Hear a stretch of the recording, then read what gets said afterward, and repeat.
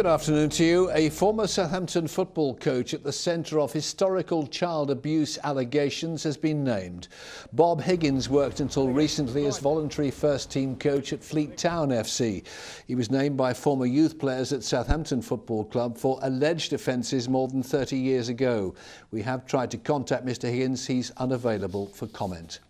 Campaigners have delivered a petition to Downing Street signed by over 3,000 people demanding the government strip Southern Rail of its contract.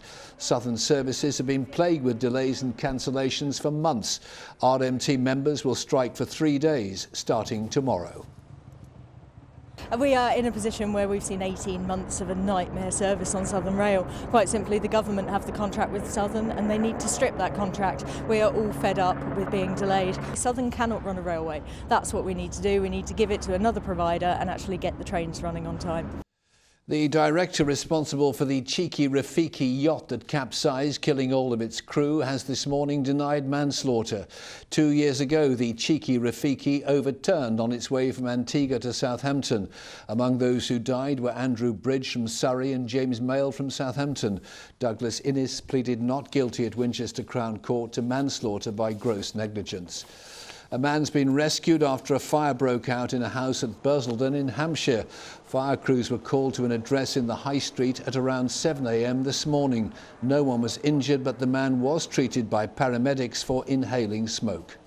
The rear of the property is quite extensively damaged in terms of that side of the building and into the roof, which we're currently dealing with at this time and making sure that the fire is correctly out, so there's no chance of it reigniting. Reading Borough Council's looking to save a further £10.5 million from its budget. That's on top of the £65 million the council has already saved since 2011. By 2020, it's estimated the government will cut the council's grant to under £2 million. Giant snow dogs across Brighton city centre are being removed today. The festive pooches will be auctioned tomorrow to raise money for the Martyrs Hospice. And talking of snow, we don't want any of that. Let's find out if we're going to get some. Let's take a look at the weather forecast now with, of course, Simon Parkin. From puddles to paddling, driving through Europe. Eurotunnel the Shuttle sponsors ITV Meridian weather. Well, what started out as a blue Monday is turning increasingly grey as the cloud thickens up as we head through this afternoon.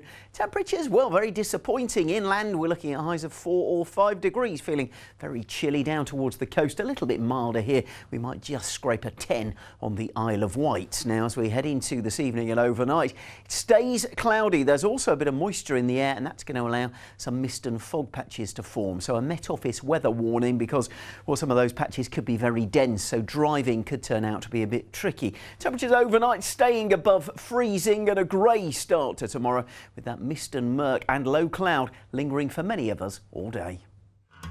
Eurotunnel the Shuttle sponsors ITV Meridian weather. I shall be back at 6 with Stacey for the ITV News here in the Meridian region. Join us for that. But from the lunchtime team for now, have a very pleasant afternoon. Bye-bye.